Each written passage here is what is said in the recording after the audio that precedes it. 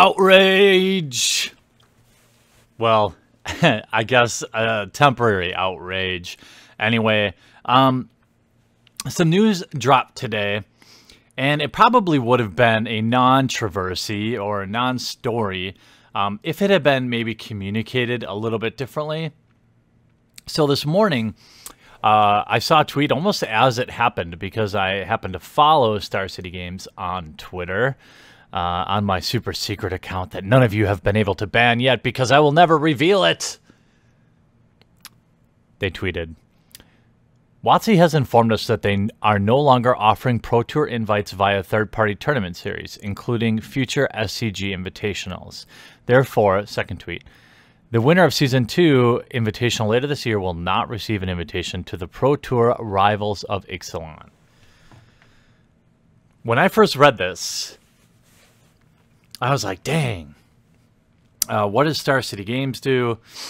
Did Channel Fireball muscle in and not want Star City Games to have this avenue to essentially launch potential pros? So I did what a lot of people do, unfortunately, is I checked Reddit. And for the most part, there's a wide variety of conspiracy theories. Magic Twitter, a lot of people like to say that, you know, interesting. I wonder if this has anything to do with the exclusivity of Channel Fireball having its claws into the GP series. Well, in the interest of not spreading hashtag fake news, I went right to the source. I was able to reach out and connect with the president of Star City Games, and I won't share exactly what we talked about because, well, he's always been kind enough to respond to me when I ask him questions, even though we haven't always had the best relationship in the past. So I have to first shout out to Pete, the president of Star City Games, for entertaining my questions. And I asked him, hey, what do you think about losing the Pro Tour invite on the Invitational Series? And his response kind of puzzled me. He was kind of like, no big deal. Well, I was like, interesting. Okay, well, can anybody else, you know, is Channel Fireball going to do this sort of thing? Is somebody else going to do this? Why aren't you more mad? And he basically let me know that, look, it wasn't a Star City Games specific thing, or at least he doesn't think that, or if he does think that, he's smart enough not to tell me. He didn't say that part, but I said that last part.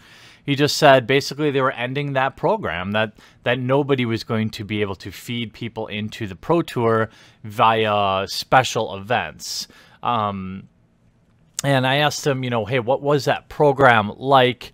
And, you know, he basically said at one point there was an opportunity previously available to anyone offering a series of events that fed into a single championship. So I'm guessing if Channel Fireball or TCG Player had done a large series and had a Pro Tour qualifier at the end, that they would have an option to launch someone into the Pro Tour. I asked basically, hey, it seems weird that they would just cut Star City Games, and he said, no. Basically, this is incorrect. They just terminated the program. So a while back, I guess Wizards of the Coast had decided to experiment allowing third-party organizers Pro Tour slots if their events met basically some certain requirements that is no longer known or at least public information. And now they've just basically decided, hey, this isn't going to happen anymore. We're just going to end that. And his take was basically companies change policies all the time. Nothing to see here. So if that's, you know, what he believes, then I feel like that's what we have to believe. And we're talking about maybe 3 or 4 opportunities a year anyway, if I understand the SCG Invitational scheduling right. And maybe that all 3 or 4 players may not even get a specific invite to a Pro Tour. So really, this is much ado about nothing. I understand why Star City Games had to announce it because, I mean, essentially it's called the Invitational Tour and has that big carrot at the end. But he seemed to not be concerned whatsoever about this affecting people participating in the Star City Games Tour. I, on the other hand, tend to, well, he's the president of the company, so either the tour isn't that big of a deal to him, or he really believes that this isn't going to be a big deal. I tend to see his point in that people are going to want to compete at a high level regardless of whether or not they can make a pro tour event. And so you're always going to have people interested in like a high scale, large scale competitive event as it tours around the country. You can see this basically with GPs. There's no pro tour invite at the end of a GP, but still, if they're in the right city at the right time, you get 5 or even 10,000 people attending them. So why is this kind of a big deal today? Well, I think it's because it comes on the back of Tolarian, Brian at Tolarian Community College publishing a video asking whether or not the Pro Tour was, quote, worth it, which is kind of his way of dialing everything down to dollars and cents in most cases. In this case, he came to the conclusion that it was a necessary evil, basically. Not an evil, but a necessary thing to give people a star to reach for. I don't disagree with this. I disagree that the Pro Tour has as much value as some people think it does. I think having a few more GPs with large cash top prizes would be totally fine, and people who are competitive players would still be incentivized to go to these large-scale tournaments and compete at a high level for a $50,000 or $100,000 top prize. So I don't think that the Pro Tour is necessarily a necessary thing. I also don't think that Star City Games not being able to feed a couple of people a year into it is a big deal, because most Magic players aren't competitive Magic players. Most Magic players are kitchen table Magic players. Most Magic players are people like me who spend way more money with Wizards on things like Magic the Gathering Online, who will never compete in a Pro Tour. That's why I think the Pro Tour is simply not a big deal. I've never been driven to be a pro, and yet I spend more money than 99% of them. So I don't think the Pro Tour is a huge deal. But the reason that this, I think, got blown up a little bit is everyone today was talking about low viewership numbers from the Pro Tour Kyoto. And the time zones were an issue, certainly, and in the primary viewing areas.